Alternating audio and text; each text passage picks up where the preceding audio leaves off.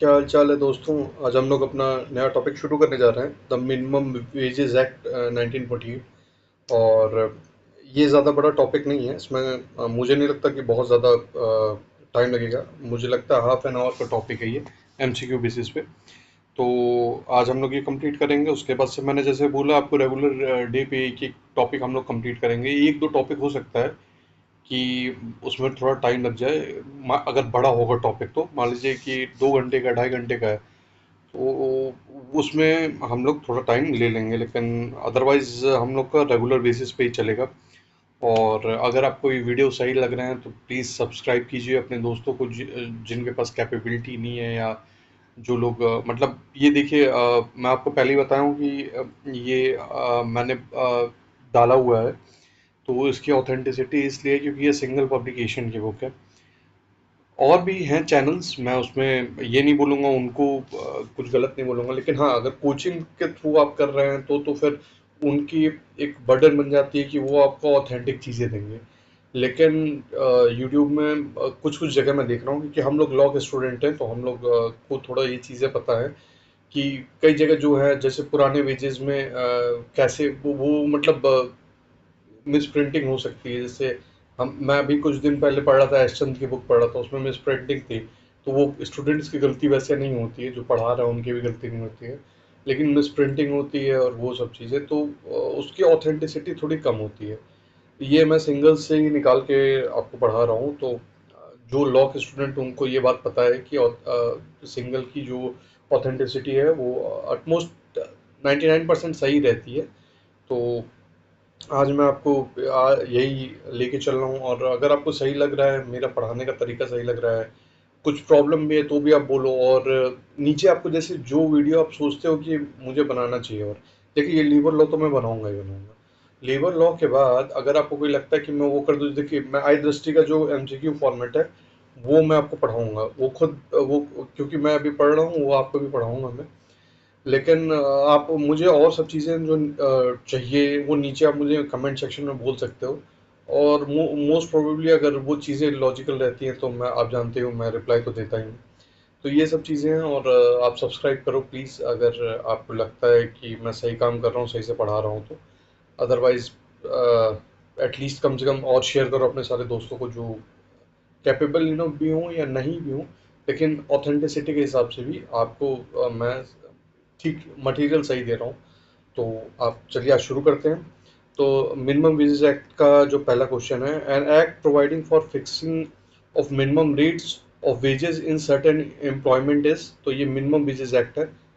वहां पे जाएंगे ना आप भूल जाएंगे ये सब चीजें। आप सोच रहे होंगे कि अरे ये तो नॉर्मल है, नहीं, वहां पे जाएंगे ना कंफ्यूज हो जाएंगे आप। Since the respective state government have been empowered under the Minimum Wages Act 1948 to independently fix minimum wages, disparities between wages in neighboring state are common। तो ये बात सत्य है, क्योंकि देखिए अगर मान लीजिए यूपी अपना वेजेस, जैसे अभी मैं महाराष्ट्र का एग्जांपल लेता हूँ, तो महाराष्ट्र में वहाँ क्या है, वहाँ पे वेजेस अच्छे दिए जाते हैं, यूपी बिहार में वेजेस कम दिए जाते हैं। तो डिस्पैरिटीज तो आएंगी ही आएंगी। तो आप ये मत सोचिए कि एक स्टेट में, जैसे इसमें क्या है कि इक्वालिटी मतलब स्टेट का जो होगा उसमें इक्वल हो सकता है, लेकिन अभी आप आगे देखेंगे कि उसमें भी अलग अलग सेक्शंस के लिए डिफरेंट नॉर्म्स दिए गए हैं। तो इसलिए मैं आपको ये चीज़ बता रहा हूँ कि स्टेट्स में डिफ्रेंसिएशन हो सकता है इन टर्म्स ऑफ वेजेस। ठीक है, चलिए आगे बढ़ते हैं हम लोग। फिर minimum wages act 1948 extend to. तो वो आपको पता ही है कि अब अलग संविधान तो रह नहीं गया जम्मू एंड कश्मीर का, तो ये होल ऑफ इंडिया का है। तो ये adolescent under the minimum wages act 1948 means a person. कल मैंने आपको जो पढ़ाया था फैक्ट्रीज एक्ट में, वही चीज़ है। Was completed is 14 years of age but not completed his 18 years of age. देखिए आपका रिवीजन भी हो रहा है, सारा चीज़ इंटरकनेक्टेड है। बस कुछ कुछ टॉपिक्स हैं जो जैसे सेक्शंस होंगे वो डिफरेंट होंगे। अगर आप कर जाते हैं तो आप भूलेंगे नहीं, और भूलेंगे नहीं तो आप वहाँ गलत नहीं करेंगे। Adult under the minimum wages act 1948 means a person who has completed dash year of age. तो 18, वो कल मैंने ये आपको बताया था फैक्ट्रीज एक्ट में भी। और जो फैक्ट्रीज एक्ट नहीं पढ़ के आए हैं वो पहले फैक्ट्रीज एक्ट देखें, क्योंकि ये सारा का सारा सिस्टमेटिक है। उससे आपको कम से कम ये आइडिया रहेगा और आप भूल मतलब आप रिकलेक्ट कर पाओगे वापस चीज़ें कि हाँ हाँ ये चीज़ें थी। वरना आप इसको डायरेक्ट देख रहोगे ना तो आप फिर बाद में वही चीज़ है कि आपके लिए पहले होगा। और जो वो देख भी रहा होगा ना वीडियो, फर्स्ट टाइम भी वो वीडियो देखा होगा, उस वो इसको आंसर दे सकता है। तो इसलिए मैं आपको बोल रहा हूँ कि आप पहले वो वीडियो देख लेना। According to Minimum Wages Act 1948, child means a person who has not completed, तो मैंने कल आपको ये भी बात बताया था 14 years of age होना चाहिए। उसके बाद से an index number in relation to employees in any scheduled employment in respect of which minimum rates of wages have been fixed under the Minimum Wages Act 1948 is known as the cost of living index number. आपको मैं बता रहा हूँ, आप कहाँ confuse हो गए, यहाँ पे दे देगा ना कंज्यूमर प्राइस इंडेक्स। मैं आपको ये चीज़ बता रहा हूँ, आप इससे कंफ्यूज हो गए। देखना आप 100% जो लोग नहीं पढ़ रहे हैं, मतलब जो पहली बार देखेंगे या जो एक बार में देख के चले जाएंगे ना, उनको देखना इसी चीज़ में कंफ्यूजन होगा। फिर wages under the minimum wages act 1948 does not include, तो ये ऑल ऑफ द अबव होगा। Value of the house accommodation supply light water, ये चीज़ें याद कर लेना, दिमाग में बैठा लेना। ये आपको कोई बताने नहीं आएगा, ये चीज़ आपको रटनी पड़ेंगी। उसके बाद से द वैल्यू ऑफ अलाउंस और value of any travelling concession, ये सब और ग्रेचुइटी भी नहीं होता है। उसके बाद से विच of the following is included from the definition of wages under the minimum wages act, तो ये हाउस रेंट अलाउंस होगा। ठीक है, इसमें ये चीज़ ध्यान रखिएगा आप। तो उसके बाद how many schedules are there of minimum wages act, तो इसमें एक शेड्यूल होता है। ठीक है, sorry, the appropriate government fixes the minimum wages as per dash of minimum wages act, तो ये पार्ट 1 और पार्ट 2 ऑफ शेड्यूल होगा। ठीक है, उसके बाद से under the minimum wages act 1948 the appropriate government may refrain from fixing minimum rates of wages in respect of any scheduled employees in which there are in the whole state less than the dash employees engaged in such employment, तो ये 1000 होगा। ठीक है, minimum rate of wages for piece of work known as, तो uh minimum piece of sorry uh minimum piece rate होगा। Uh minimum rate of remuneration to apply in the case of employees employed on a piece of work of for the purpose of securing to such employees a minimum rate of wages on a time work basis, तो ये अब minimum guaranteed time rate होगा। Uh minimum rate whether time rate और uh piece rate to apply in a substitution for minimum rate which would otherwise be applicable in respect of overtime work done by employees, तो ये overtime rate होगा। ठीक है, कल मैंने आपको बताया था ना कि ओवर टाइम जो आपको मिलता है वो जो आपका बेसिक पे होता है उसका डबल होता है। ठीक है, ये सब चीज़ें याद रखिएगा भाई साहब, भूलिएगा मत। वरना कल को बोलिएगा गुरु तो बताया था लेकिन हमको याद नहीं आ रहा था, तो ऐसे ऐसे काम नहीं चलता है। तो इसके बाद से different minimum rates of wages may be fixed by appropriate government for, तो ये ऑल ऑफ द अबव होगा। डिफरेंट शेड्यूल एम्प्लॉयज के लिए होगा, different class of worker in the same schedule employ होगा, एडल्ट एडोलसेंट चिल्ड्रन सबके लिए अलग होगा। तो ये चीज़ ध्यान रखिएगा। different minimum rates of wages may be fixed for different localities by the appropriate government, तो ये हो सकता है। अब आप पूछेंगे गुरुजी ऐसे कैसे, इसमें तो बेसिक मिनिमम वेजेस एक्ट देखिए। अब जैसे मान लीजिए कि किसी को दे दिया गया है लद्दाख में जॉब और आप कर रहे हैं चुपचाप दिल्ली में जॉब, आपके पास सारी अपॉर्चुनिटीज़ हैं, आप कर रहे हैं तो अर्बन क्लैप आपके घर पे आ जा रहा है, और लद्दाख में हर चीज़ के लिए प्रॉब्लम है, तो उनको एक्स्ट्रा अलाउंस दिया जाता है इस चीज़ के लिए। तो वो मिनिमम वेजेस उनका डिफरेंट हो सकता है, ऐसा नहीं है कि नहीं हो। उसके बाद द अप्रोप्रिएट गवर्नमेंट में फिक्स मिनिमम वेजेस, तो ये सब के लिए होगा, बाय आवर के लिए होगा, बाय डे के लिए होगा, बाय मंथ के लिए होगा। मान लीजिए कि कोई एक्स्ट्रा ऑर्डिनरी वर्क है, जैसे मैं मान लीजिए कि मुझे कोई एक्स्ट्रा ऐसा काम कराना है जो बहुत ज़रूरी है, तो जैसे मैं बेसिक एग्जांपल दे रहा हूँ, जैसे आप लोग नहीं काम किसी को बुलाते हैं कि भैया आप काम कर दो 500, वो बोलता 500 रुपये, तो क्या अरे भैया आप 600 रुपये लो, अब 600 रुपये लो, आप मेरा काम कर दो। तो ये सब चीज़ें होती हैं इसमें। Who advises the appropriate government for coordinating work of committees and subcommittees, तो ये एडवाइजरी बोर्ड होता है भाई साहब, वहाँ जाके हमको पता है, आप वहाँ मैं जानता हूँ ना, मैं कल जो आपको पढ़ाया फैक्टरीज एक्ट में उससे 5 क्वेश्चन अभी मैं जब अब ऐसा करूंगा कि आपको ना प्रीवियस ईयर क्वेश्चन पेपर का वो दिखा दूंगा कि कहाँ कहाँ से कितने क्वेश्चन आ रहे हैं। तो अब मुझे पता है आप लोग वहां पे जाओगे किससे गलती करोगे। चीफ कमेटी से आप लोग मैक्सिमम लोग कर दोगे, या तो हाई कोर्ट से कर दोगे। who suggested who suggests the appropriate government generally in the matter of fixing and revising minimum rates of wages। तो ये एडवाइजरी बोर्ड होता है भाई।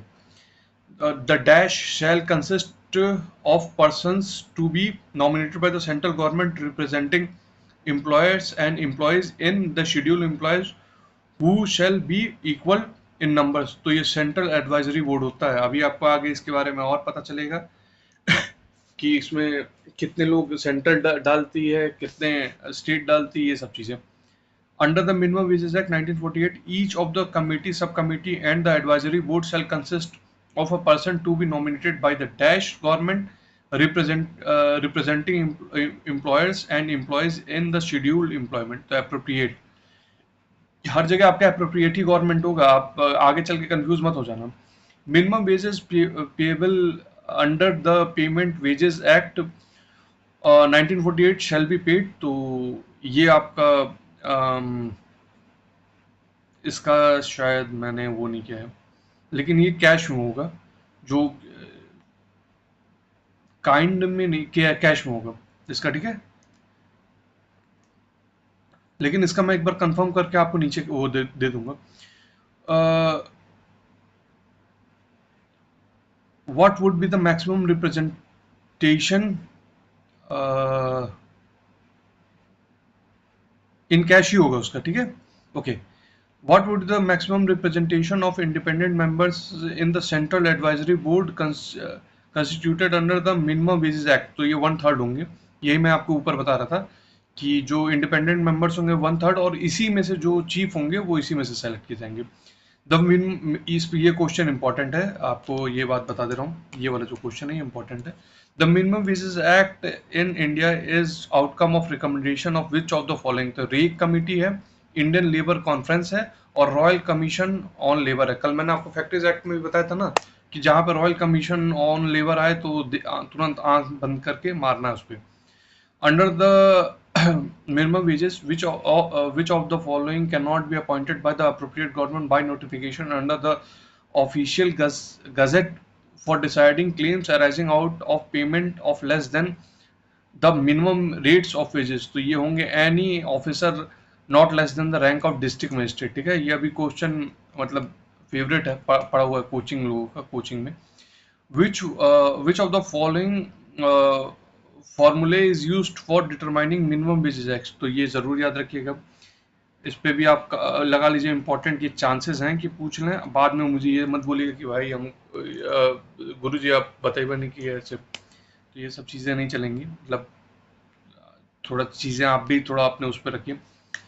Which of the following is the appropriate government in relation to employment of workmen by a contractor for construction of railway staff quarter in a state headquarters and fixation of minimum wage charges। तो आपको ये चीज़ें बता दूं कि central government ही इन सब चीज़ों को वो रखता है, ठीक है। उसके बाद C M S the following है आपका 219 का। तो ये 1/3 होगा। जो आपको बता दूं इसमें, labour is the real measure of exchangeable value of all communities. तो इनका होगा एडम स्मिथ। उसके बाद से फिर आपका यहाँ पे the natural price of labour is that price which is necessary to enable the labourers to subset and perpetuate their race without either increasing or diminution। तो ये ये डेविड रिकार्डो ने कहा था। उसके बाद से फिर आपका wages can not rise unless either the wage fund increase or the number of worker decrease. तो ये जीएस मिल ने कहा था।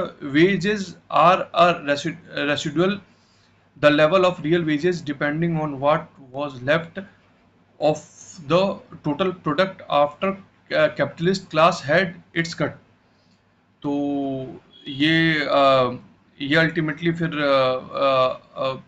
आपका ये सॉरी डी का 2 था। तो ये माइकल कैल्की होगा।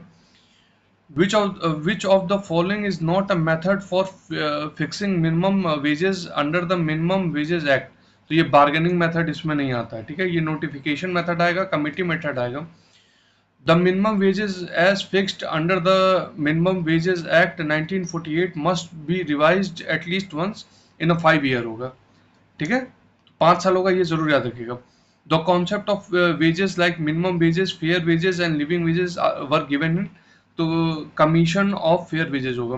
The Minimum Wages Act has two schedule covering industries established, मतलब establishment एक एग्रीकल्चर का होगा और एक मतलब जितने भी वो होंगे, जितने भी इंडस्ट्रीज होंगे उसके होंगे। The statutory minimum wages were fixed by, तो ये आपको पता ही है कि ये मिनिमम वेजेस एक्ट होगा। फिर आपको under the minimum wages act 1948 the appropriate government shell fix the minimum wages act of wages payable to the employees employed in a employment specified, तो schedule 1 part 1 second and the employment added under section 27, तो ये होगा। उसके बाद से फिर होगा the name of which of the following legislation has been recently change, तो ये मिनिमम वेजेस एक्ट है। Which of the following bodies is provided under the minimum wages act 1948, तो ये एडवाइजरी बॉडी है, ठीक है। Consumer price index is taken into account in connection with which of the following, तो ये minimum wages act है, ठीक है। तो यहाँ पे हम लोग का एंड होता है, ये बहुत छोटा टॉपिक था। इसके बाद से हम लोग फिर आगे बढ़ेंगे पेमेंट ऑफ वेजेस एक्ट पे, और आई गेस ये कितना है, ये कंप्लीट ही मैं कर देता हूँ, ये वाला शुरुआत कर देते हैं हम लोग। उसके बाद से फिर कल से 238 के आगे चलेंगे। तो पेमेंट ऑफ वेजेस एक्ट है, तो the act regulating the payment of wages is known as the payment of wages act, तो ये 1936 में आया था, ठीक है। ईयर जरूर याद रखेंगे, उसमें आता है कि कौन सा पहले आया था, उसके बाद से कौन सा है, तो उसके बाद से कौन सा आया था, ठीक है। The payment of wages act 1936 is based on the recommendation of which committee, तो मैंने आपको क्या बोला था, रॉयल कमीशन, जहां दिखेगा आंख बंद करके मारना है। Payment of wages act 1936 extend to whole of the India including Jammu and Kashmir होगा। Payment of wages act 1936 is applicable to, तो ये ऑल द अबव होगा। जैसे मैं आपको बता रहा हूँ, person employed in any factory, person employed in any industrial or other establishment, और इसका person employed otherwise the factory upon any ये रेलवे एडमिनिस्ट्रेशन और आइदर डायरेक्ट और through subcontractor by a railway person fulfilling a contract with railway and administration, तो ये all above होगा। The Ministry of Labour and Employment, Government of India has specified the wage ceiling to, तो ये 18,000 रुपये है, ठीक है। सबके लिए डिफरेंट है। अभी इस पे मैं आपको बता दे रहा हूँ, इसमें कई जगह 24 आप देखेंगे, तो क्योंकि 24 वो अभी किया गया है, मतलब बोला गया है कि 24,000 रुपये होना चाहिए, लेकिन वो अभी लागू नहीं हुआ। जो 2020 वाले एक्ट है ना, लेबर कोड्स, वो अभी लागू नहीं हुआ है, तो इसलिए अभी 18 पे चल रहा है। According to Payment of Wages Act 1936, appropriate government in relation to railways, air, ये देखिए, ये आपको जानना जरूरी है। Airport services, mines and oil field, तो ये सेंट्रल गवर्नमेंट के अंदर आते हैं, ठीक है गुरु।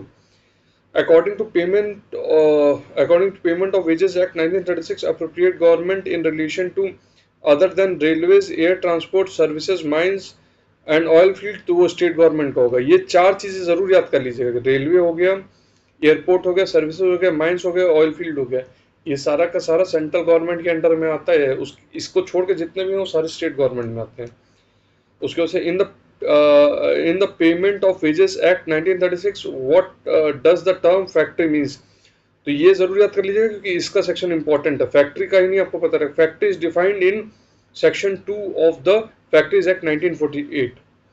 उसके the term industry and other establishment in the payment of wages act include, तो मैंने आपको बताया था, tramway service, motor transport service engaging carrying passengers goods और बोथ बाय रोड और हायर और रिवार्ड, डॉकवार्ट और जेटी, जैसे जो जेट नहीं देखते हैं आप, वो समुंदर में चलता है, वो सब चीज़ें। माइंड क्वेरिंग, ऑयल फील्ड, ये सब चीज़ें होती हैं। अब 238 से हम लोग आगे बढ़ेंगे, क्योंकि यहाँ तक ही मैं अभी तक वो किया हुआ है। इसके बाद से हम लोग वहाँ बढ़ेंगे और मोस्ट प्रोबेबली हम लोग कंप्लीट कर ले जाएंगे। इसके लिए बहुत बड़ी चीज़ नहीं है। बस मैं आपको ये बोलूँगा, मल्टीपल टाइम वीडियो देखिएगा तो ही आपको याद होगा, वरना याद नहीं होगा। अ, हो सकते हैं कुछ बहुत ज़्यादा जिनका दिमाग स्ट्रांग हो, वो लोग ये काम कर सकते हैं, लेकिन ये पॉसिबिलिटी होती नहीं है। बहुत लोग लगे हुए हैं इस चीज़ में ही, और ये आसान अपॉर्चुनिटी है सबके लिए। आसान इन द सेंस ये नहीं मैं बोल रहा हूँ कि आप मतलब हैंगिंग फ्रूट है कि कोई भी आएगा तोड़ के चला जाएगा। लेकिन ये है कि वन डे एग्जामिनेशन है और यूपीएससी का एग्जामिनेशन है, तो कैंसिल वैंसिल होने के चांसेस नहीं है। और ये वर्क लाइफ बैलेंस के लिए भी ये जॉब बहुत बढ़िया है, चाहे वो लड़की हो चाहे लड़का हो। और आगे शादी भी अगर आपको करनी होगी तो आपकी लाइफ बहुत पीसफुल बीतेगी इस जॉब में। तो इन सब चीज़ों को ध्यान में रख के आप जितना भी मल्टीपल टाइम रिवीजन कर सकते हैं उतना टाइम कीजिए, क्योंकि अभी आपके पास बहुत इनफ टाइम है। 40 दिन में दुनिया इधर से उधर हो सकती है। तो मैं आपको यही बात बोलूँगा कि अच्छे से मेहनत कर लो, इसके बाद अच्छी लाइफ रहेगी और किसी के सामने फिर झुकना नहीं पड़ेगा। तो अच्छे से पढ़ाई करो, बाकी और सब चीज़ें अगर कुछ रहेंगी तो फिर मुझे बताना। और कोई और चीज़ें हैं तो आप मुझे कमेंट सेक्शन में बता सकते हो। और बाकी सब चीज़ें तो अ, बस सब्सक्राइब कर लो, और इतना तो आप लोग करोगे ही कि देख रहे हो तो एटलीस्ट सब्सक्राइब करोगे ही। तो चलो फिर अपनी मेहनत ऐसी जारी रखो, बाकी आगे का वीडियो मैं ऐसे ही लेते आऊँगा, ठीक है? चलो bye, take care, best of luck, अच्छे से पढ़ाई करो, बाय।